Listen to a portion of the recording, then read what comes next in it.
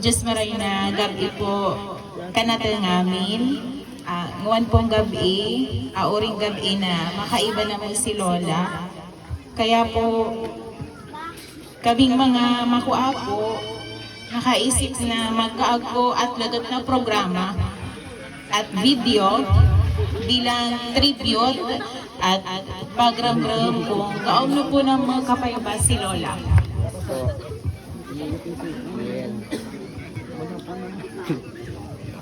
Punan ka po sa mensahe para kay Lola mula po sa mga makuapo. So unahin po ay ikin ni Lola, ikin po ni Ate Rosa, si Ate Sabi. On the spot. On the spot. Diyos maragabi po sa ngamin na nagpaidi po sa ngamin na nakaramdam po kay Lola. Ang masabi ko lang po, maraming salamat po na nag-iyan po kami din, nagkatipon-tipon po kita, dawangan ni sabi so pagtipon-tipon ta po ay so pamamaalam ni Lola. Ang masabi ko lang po si Lola po pagpayaba niya po sa mga mukaapo niya, tapos sa mga kasi po kapantay-pantay. Aram po isip pa namin ka mga tao sa dinaporisma kung gauno po magpayaba si Lola. Amo sana po kanin, Diyos malikabi po sa amin. Siyempre, Salamat po Ate Sabi. last night na yun. So sunod na pong bauyan, ikin po ni Ate Bebe. So onyo.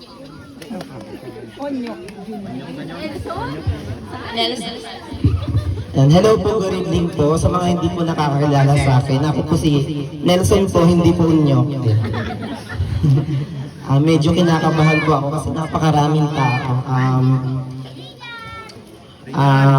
Maraming salamat po sa inyong lahat na mga nagtipon po kay Lola. Masasabi ko po sana ka mga tao po sa kaya po kamo nag-iyan kaya banin niyo si Lolo. Hindi naman po talaga bago yun sa ating lahat. Na si Lola po talaga kahit mukha apo, anak, apo sa tuhod, dawangan ni barkada po sa namu. Kapayaba talaga kay Lola. Wala siyang wala siyang kinikilingan, wala siyang pinoprotektahan. Talagang pantay-pantay lang po talaga. Grabe, para tao. Nabubura na. Lola, thank you po sa lahat, Lola. Mahal ka po namin, grabe. Kagabi po super iyak po kami ng iyak kasi hindi namin matanggap na si Lola po aalis na. Kung pwede nga lang po sana na ibigay namin yung kalahating buhay namin kay Lola, gagawin namin kasi sobrang love na love talaga namin si Lola kasi